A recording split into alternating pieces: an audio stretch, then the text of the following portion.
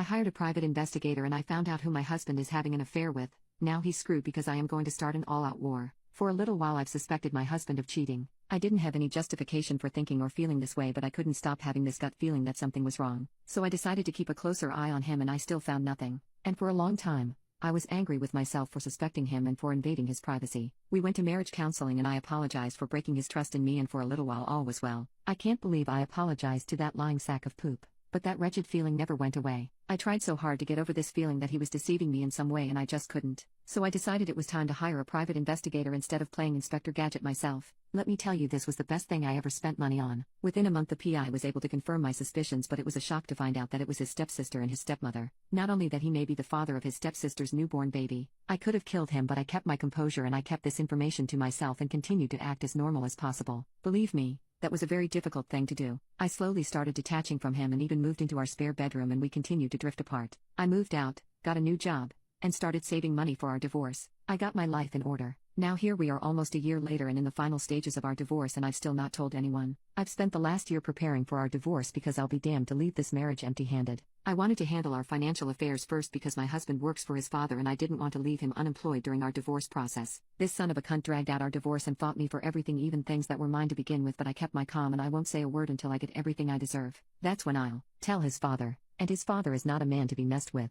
I've been assured the check will clear in 3 days, or less, and it's over for Robert, cause as soon as that money hits my account his mother, stepmother, stepsister, brother-in-law, and father will receive a beautifully written email with pictures and videos of what he has been up to. His dad will tear him apart. Count your days, Robert. Edit 1. I got my money. Time to send it. Edit 2. His stepmother and stepsister do not know about each other. I don't know how long he has been intimately involved with them, but I do know it started in adulthood for all involved. Update post. Let's clear some things up. When Robert's father remarried, Robert was already a 30-year-old man, so no, he wasn't intimately groomed, and his stepsister was 31 when she met him. Again, no one here is being intimately abused. All involved were already well into adulthood when meeting and when they started to F around. As for the money, well honey, that's money he owed me but was being a dick about giving it back. I invested in his business ventures and he refused to pay me my share. And that's not poop I was willing to let slide. You can't get a broke man to pay his debt. So yes, I wasn't going to let him be unemployed during our divorce. The aftermath.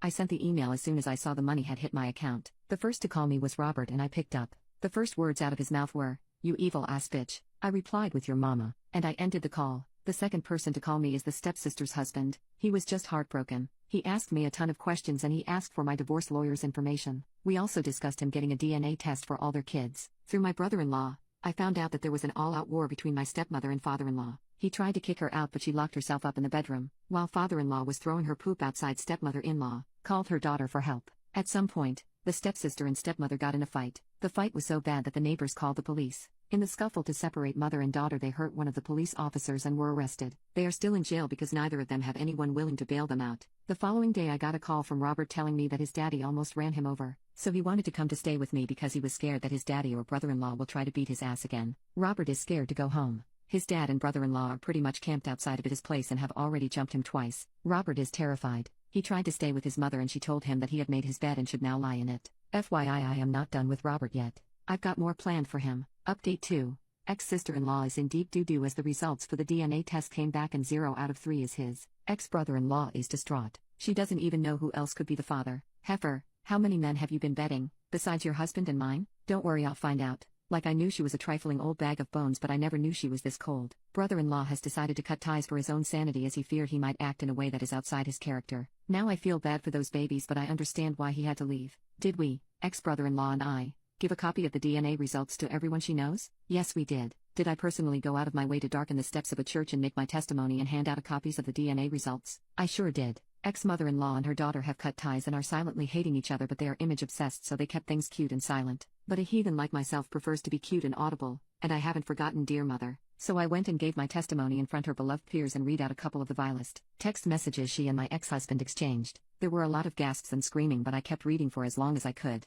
I sure effing did. Unfortunately, I couldn't read more before I was dragged out and then attacked by ex-mother-in-law and ex-sister-in-law, but I handled that and they never again lunged at me or threatened me with physical violence again. Over the years, Robert has moved as shady in his legal business as his personal life, and as a law-abiding citizen I felt compelled to inform the taxman of his dealings, as well as informing his former business partners and current ones. I also did some legally ambiguous things to Robert that I don't want to put into writing, but he's no longer slinging dick like his life depended on it. That testicular fortitude he once had is slipping away. He just doesn't have that pep in his step anymore. It's hard to remain so casual when there are a couple of men hoping to catch you and an ex-wife who still has him on Find My Best. Robert's life is in tatters, and well, I love that for him.